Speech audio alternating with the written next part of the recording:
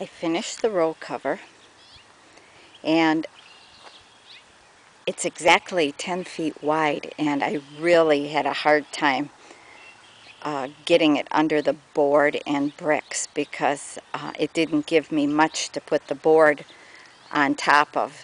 So next year I'm going to reset the hoops and make them narrower so I have more room to, I don't have to stretch it so tight.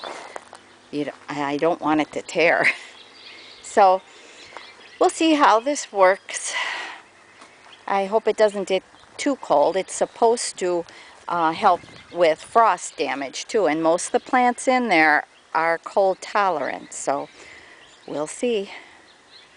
So that was about $60, and it's reusable for the whole thing. So in 2 years it'll pay for itself. I think for sure even this year, I think I got $60 worth of plants out of there, much less the produce.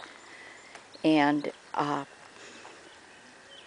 I will be going to market with some of this stuff. So it has worked good. And it's on the west side of the house, so it should stay nice and warm. The sun goes down and then those pines shade it, but that's okay. It gets sun for about, oh, probably 10 hours, which is plenty.